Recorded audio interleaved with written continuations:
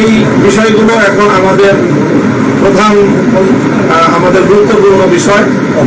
অগ্রাধিকার ভিত্তিতে আমরা এই তিনটি বিষয়কে জাতিসংঘে উপস্থাপন করছি এবং এই বিষয়গুলো বাস্তবায়নের ক্ষেত্রে আমরা ধাপে ধাপে আমাদের পদক্ষেপ আমরা প্রত্যেক দল নিজ নিজ দলীয়ভাবে এবং যুগপথভাবে আমরা এই দাবিগুলো আদায়ের জন্য আমরা কর্মসূচি ঘোষণা করব, কর্মসূচি বাস্তবায়ন করব। প্রাথমিক কর্মসূচি হিসেবে আগামী 6 নভেম্বর বৃহস্পতিবার দিন সকাল 11টায় আমরা প্রধান উপদেষ্টা বরাবর স্মারক প্রদানের লক্ষ্যে গণমিছিল করব। বৃহস্পতিবার প্রধান উপদেষ্টা বরাবর গণমিছিল নিয়ে আমরা স্মারক প্রদান করব, স্মারকলিপি প্রদান করব এবং আমরা আশা করি যে একটি আলোচনার ভিত্তিতে সকল রাজনৈতিক দল এই যে বিতর্কের যে বিষয়গুলো মতপার্থক্যের জায়গাগুলো আমরা সকল রাজনৈতিক দল আলোচনার ভিত্তিতে সমাধান করব এবং জুলাই সনদের আইনি ভিত্তি কার্যকর হয়ে সেই ভিত্তিতে আগামী ত্রয়োদশ জাতীয় সংসদ নির্বাচন যথাসময়ে অনুষ্ঠিত হবে, এটাই আমাদের প্রত্যাশা।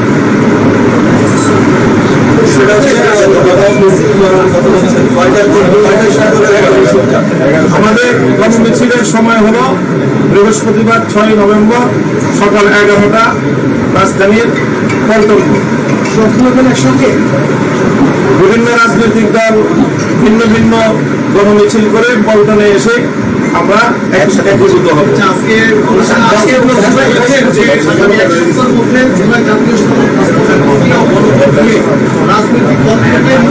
আলোচনা করে নিজেদের সিদ্ধান্ত সরকারকে জানানোর আহ্বান, এই ব্যাপারে আপনাদের কোনো মন্তব্য আছে?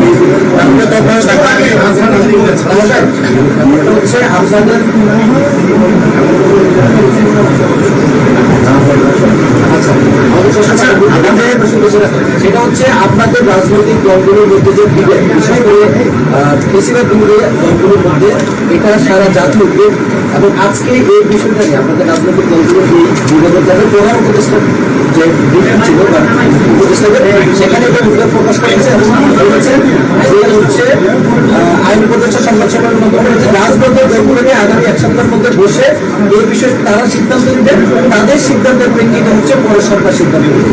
এই বিষয়ে হবে কিনা বড় মধ্যে কি হবে না মাথা এটা আগে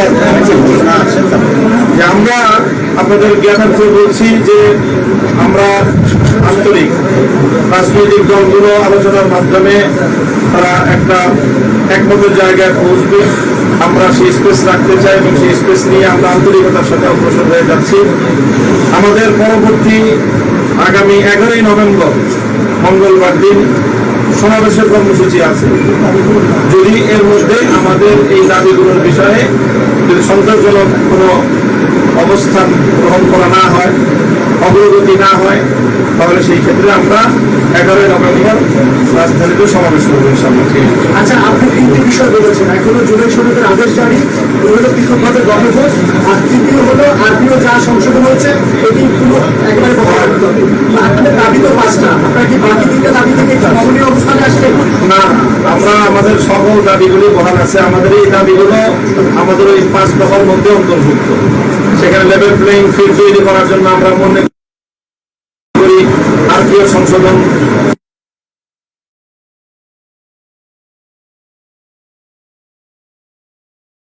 যে সংশোধন আরপিও বহাল রাখা, এটা লেভেল প্লেইং ফিল্ডের জন্য অতীব জরুরি। জুলাই সনদ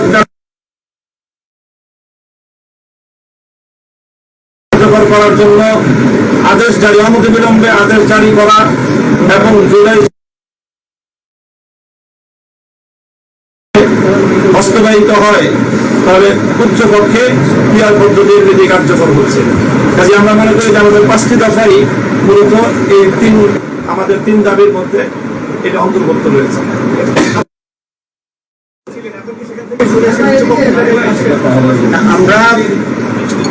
আমরা দেখেছেন যে আমরা যে পিয়ার দাবি করেছি, পিয়ারের দুটো অংশ, একটা হচ্ছে উচ্চপক্ষের পিয়ার আর হচ্ছে নিম্নপক্ষের পিয়ার। উচ্চপক্ষের পিয়ারের ক্ষেত্রে আমাদের যে 8 দল আছে তার ভিতরে একটি অংশ উচ্চপক্ষের পিয়ার চান, আর আমাদের ইসলামী আন্দোলন, বাংলাদেশ জামাত ইসলামী সহ আমরা কয়েকটি উভয় পক্ষের পিয়র চাই। দাবি হিসাবে আমাদের উভয়কের দায়িত্ব আমরা যারা চাচ্ছি সেটা অব্যাহত থাকবে, আর যারা উচ্চ পক্ষের দাবি করছেন তার সাথে পুরো জাতির সরকারও সেটা চাচ্ছে, সেটা সেইভাবে সনদের মাধ্যমে যদি এটা গৃহীত হয়, আদেশ জারি হয়, তাহলে এটা এমনিতে বাস্তবায়ন হয়ে যাবে। তো এটাই হচ্ছে আমাদের এখনকার স্ট্যান্ডিং। ভাই, আপনারা সিদ্ধান্ত নিয়েছেন, আলোচনা করে যে সিদ্ধান্ত না, আপনি গতকাল আলোচনার আহ্বান জানিয়েছেন। এখন ব্যাপারটা হলো যে সিদ্ধান্ত যেহেতু সরকারও আপনাদের দিকেই তাকিয়ে আছে, সেই প্রক্রিয়াটা কি হবে এবং আপনারা কি ভাবছেন, সেটা কিরকম ভাবে আপনারা কি বিএনপির সঙ্গে আলোচনা করবেন? আসলে আমি তো গতকালকেই একটা আলোচনার আহ্বান করেছিলাম দলগুলোর ভিতর। আজকে উপদেষ্টা পরিষদ সেরকম একটি আহ্বানের সকল দলের কাছে জানিয়েছে। আমরা এখন দেখতে চাই মেন স্টেক হোল্ডার মৌলিকভাবে যে সমস্ত দল আছেন তারা এই আহ্বানকে কীভাবে সাড়া দেয়। তারাও যদি একইভাবে আমাদের মতো সাড়া দেয় তাহলে আমরা সকলেই বসতে কোনো আপত্তি নেই, এবং বসলেই আমি আশা করি যে একটা রাস্তা বেরিয়ে আসবে ইনশাল্লাহ। এক, দুই, উপদেষ্টা কমিটি যে সিদ্ধান্ত নিয়েছে সেটাকে আমরা স্বাগত জানাই, কিন্তু একটা বিষয় যোগ করতে চাই। কারণ হচ্ছে উপদেষ্টা পরিষদ যদি এটা মনে করে যে তাদের আর কোনো দায়িত্ব নাই, তারা কিছুই করবে না, দলগুলোই মিলে করবে, তাহলে এখানে একটা রেফারির অভাব হতে পারে। তো সেজন্য আমি বলছি, আমরাও চেষ্টা করবো উপদেষ্টা পরিষদের পক্ষ থেকে বিশেষ করে চিফ অ্যাডভাইজার এখানে একটা রেফারির ভূমিকা পালন করবেন আগের মতো, এটা আমি আশা করি। হ্যাঁ ভাই, একটা বিষয় হচ্ছে যে এই দলগুলো তো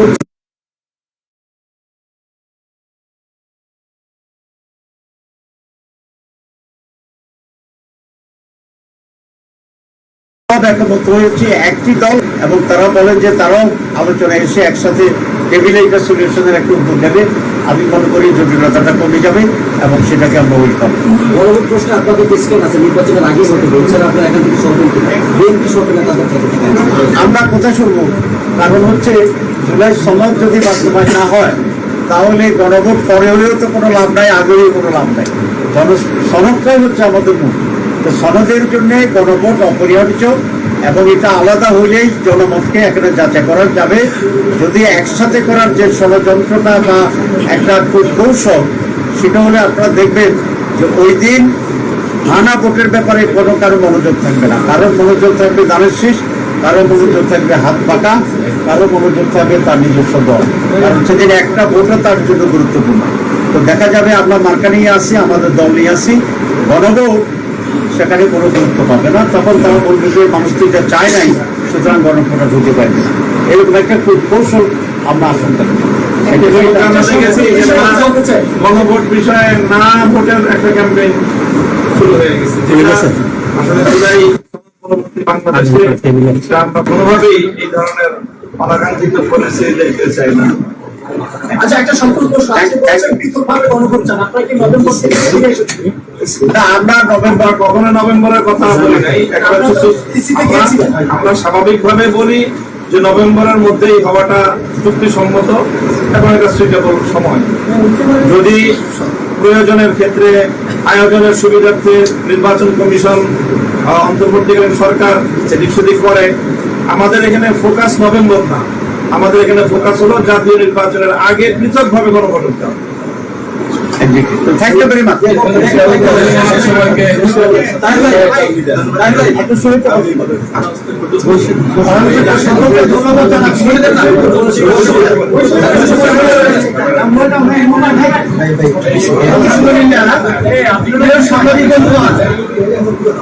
আপনারা তো সবাই জানেন যে জুলাই এবং 5ই আগস্ট 2024 যে গণঅভ্যুত্থান, এত হাজার মায়ের কোল খালি হলো, সন্তান হারা হলো, অনেকে বন্ধ হলো, চোখে হারালো।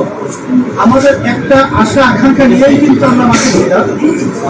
সেখানে আমাদের মৌলিক বর্তমানে যে অন্তর্বর্তীকালী সরকার রয়েছে, তাদেরও মূল দায়িত্ব কর্তব্য প্রধান উপদেষ্টা বলেছে যে এখানে মৌলিক সংস্কার হবে, এরপরে দৃশ্যমান বিচার হবে, তারপরে জাতীয় নির্বাচন হবে।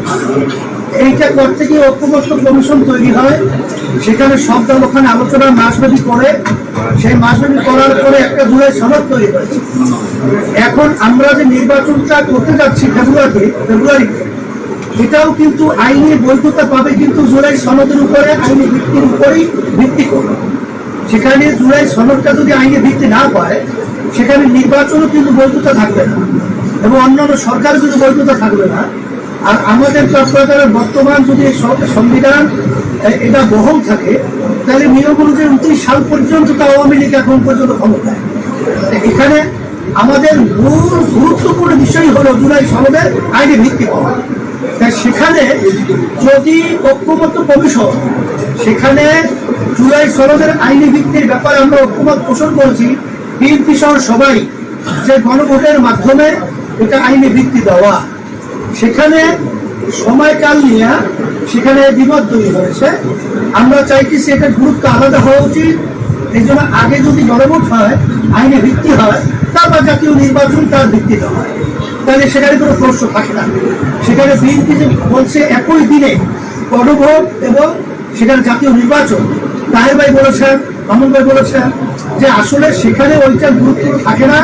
তখন কিন্তু যেখানে জুলাই সনদ ভিত্তি পাওয়ার জন্য যে হানা ভোটের ব্যাপারটা সংখ্যা যদি পরিমাণ কম হয়, তখন কিন্তু আবার একটা প্রশ্ন করতে পারে যে এখানে জুলাই সনদের ব্যাপারে যেমন উল্লেখযোগ্য কোনো ভোট না আসায় আমরা এটা কোনো গুরুত্ব দিব না, এই ধরনের সংখ্যা কিন্তু আমাদের রয়েছে।